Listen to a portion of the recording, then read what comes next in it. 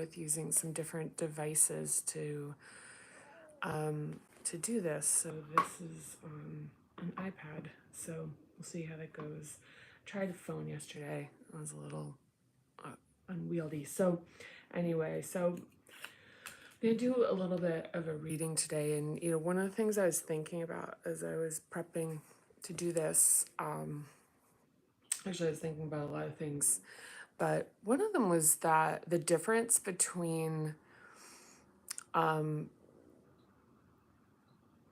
actually, let me frame this. I watched The Patient yesterday with Steve Carell, and and so like central to the plot line is therapy.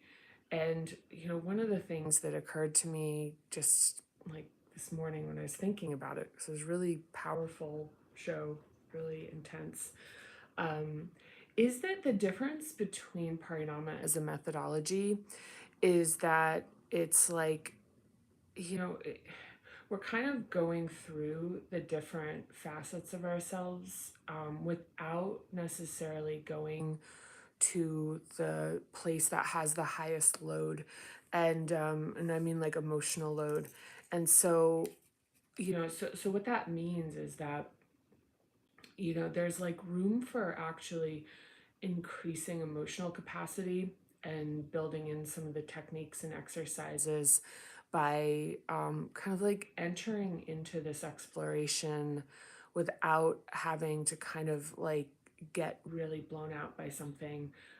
It's more like, I think, the way I look at it, and I mean, one clarification: this is not a substitute for therapy. If anything, I feel that Parinama method opens the door for therapy and and other therapeutic modalities, even other explorations of just like aspects of ourselves.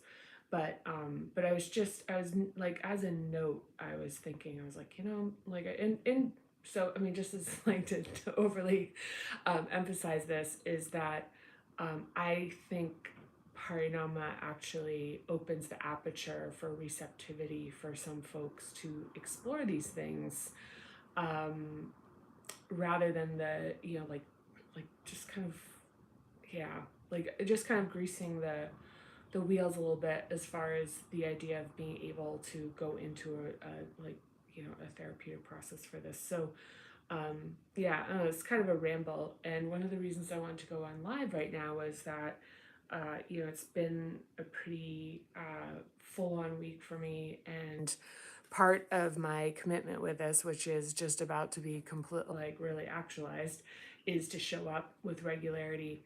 And with in the last few months, showing up despite being absolutely, honestly, like my own nervous system being really maxed out. And so yeah, so even right now I'm a little, clearly a little bit scattered, but but that's the thing right now. That's where we're at. So I just I wanted to do a little bit of reading, and so for today, come in from page 65 on and this is in chapter 4 in the fourth hub, and this is the ancestry origin stories and owning them. And this passage itself is pretty, I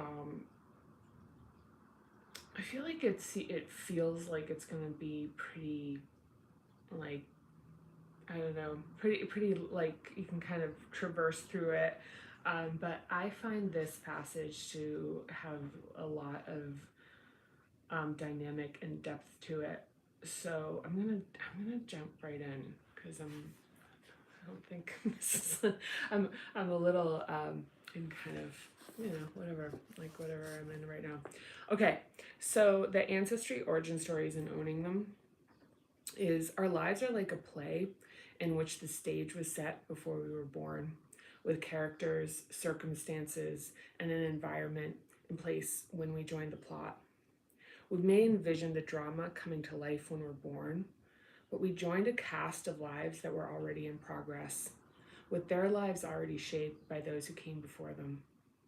Knowing our origin story helps us understand the multifaceted circumstances of our arrival, Learning our origin story doesn't relegate us to the past.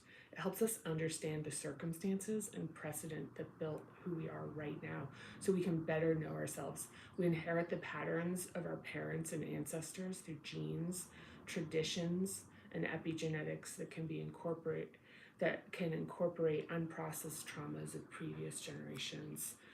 So the storyline that we join at birth affects who we become, and it can be illuminating to learn. Our origin story is not the root, actually, rather, our origin story is the root that unites our lives to the natural world and our ancestors. Although we are physically separate, we are both part of the natural world and part of a lineage. When we lose our connection to either one, we tend to feel anxious. This grounding unification through our ancestors, birth, and early life weave us into the fabric of humanity and the entire natural world. Judith writes, our roots represent where we come from, the earth, womb, our ancestors and family, and our personal history. Our ancestors and family and our personal history. We cannot simultaneously deny our past and maintain our roots.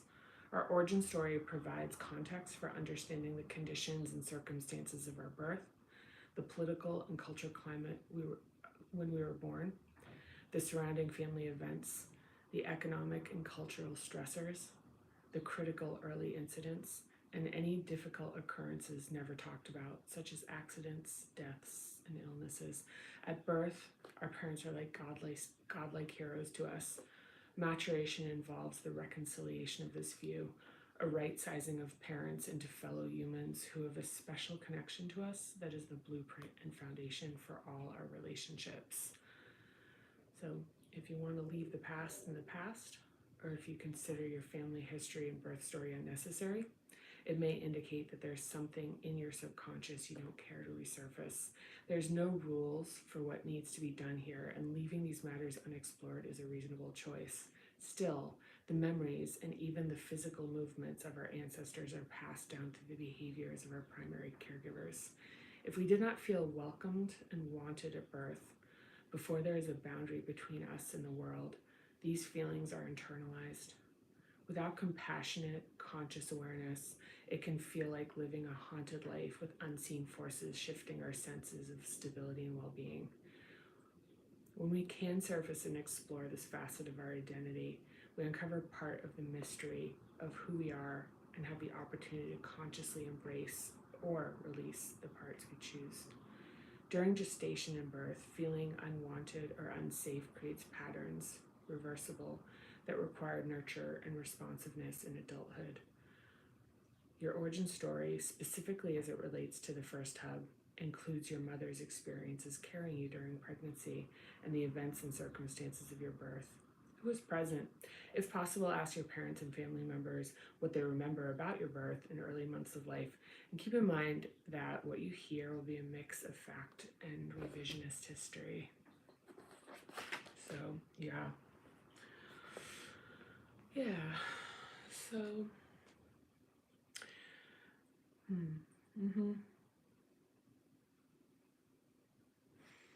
know, it's interesting. Like I find with reading this that it, like a lot of, every time I read it, there's kind of like a sort of something different that comes up with it. But this time reading it, one of the things I was considering was how when I wrote this book, I spent a lot of time in each of these sections. And so one of the things I guess that I found surprising in people reading it is that is like that, if you read the book cover to cover and you're kind of, cycling through each of the sections, there's, the work that I did in each of these, like on a personal level, and also processing and doing the research and putting it into a place where it could be a succinct sort of passage. Like the work of that was really demanding, and in the demandingness of it, how a lot was I don't know, like a lot of like integration and sort of freeing myself and like of some of this internalized stuff. And so I guess, when I'm thinking about what to build around supporting this process, one of the things that occurs to me is how useful it would be to be creating something where we go into this together and we work through it and we spend a little time with these topics to really get the most out of them, and I guess some of the value of my own process to reflect that back into this for people who are interested. So anyway, I'm a little scattered today, as possibly evidence here. Even when I was reading, I was feeling a little bit like kind of googly eyed. So I'm gonna wrap it up here, but I just want to say thank you for the comments. Please like it, this video. It really encourages me. Your comments, anything that you have to say in terms of I really welcome the opportunity to hear what people have to say about this, and even what you'd like to see more of. So anyway, thank you so much. See you next time.